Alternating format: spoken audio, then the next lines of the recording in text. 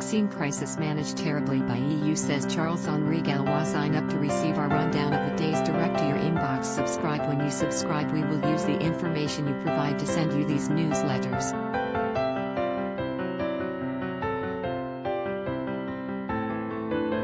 Sometimes they'll include recommendations for other related newsletters or services we offer.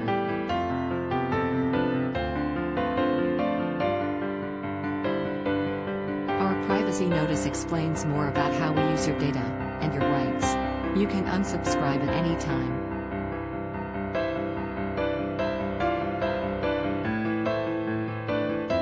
In an online blog post, the Belgian MEP said Britain had gained an upper hand in the race to roll out COVID jabs because of its superior contract with AstraZeneca.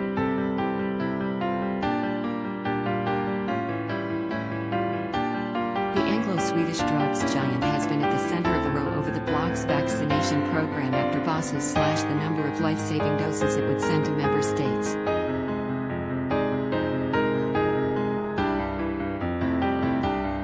But Mr. Verhofstadt insisted this had been allowed to happen because of the European Commission's procurement contract signed with the firm.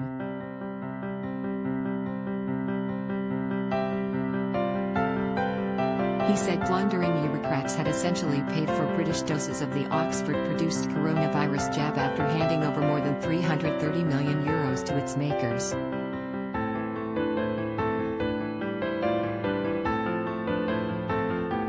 Mr. Verhofstadt, a supporter of the United States of Europe, wrote, "Remember that the EU has paid €336 million upfront to support production, before the products existed and had been authorized."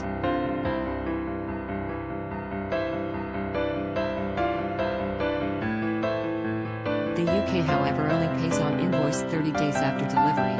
So in effect, the EU has helped pre-fund the production of vaccines that the UK only has to pay for afterwards.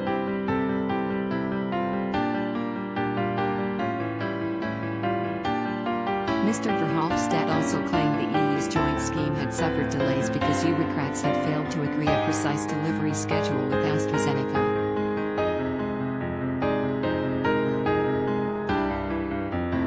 The devil is in the detail, he said. He added, differing outcomes in supply and delivery have of course become the main issue since.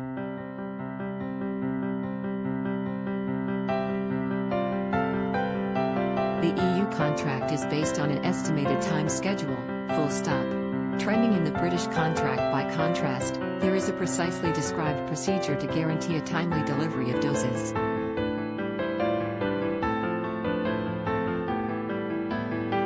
This procedure is based on a preliminary calendar, with 5 delivery dates and volumes.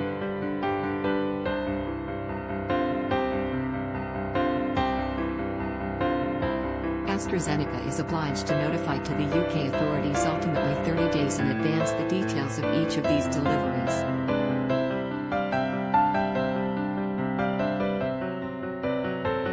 Once notified, AstraZeneca can no longer escape these precise commitments without permission of the UK authorities.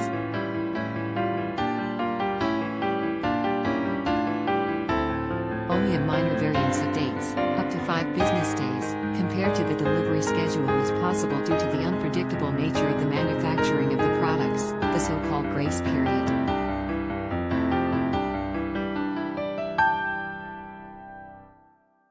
All this is not foreseen in the EU agreement. Mr. Verhofstadt has become one of the EU vaccine scheme's most fierce critics.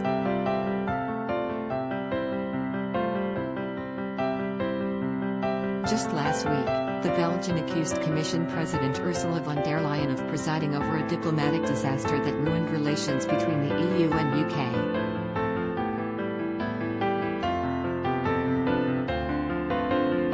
He said the top bureaucrat's decision to threaten to impose a hard border on Ireland was a result of her vaccine fiasco.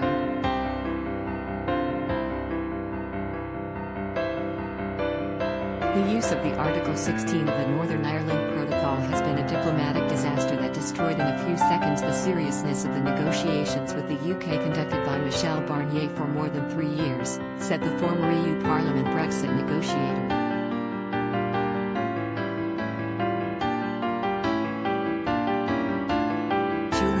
Brewer calls on China to pay for international vaccines, he added. fiasco. I called it, and a fiasco it is.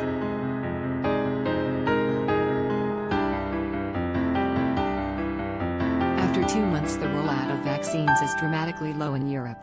On average, no more than 4% of European citizens received a first dose.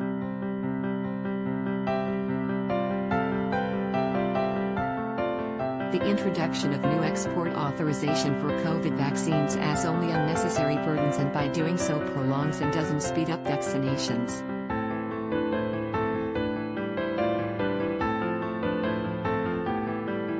The European Union's vaccine scheme has rolled out just 24.68 million doses of COVID jabs, at a rate of 5.4 per 0 people. In contrast, Britain, which has a population 7 times smaller, has dished out 17 million doses, with a quarter of adults receiving a shot.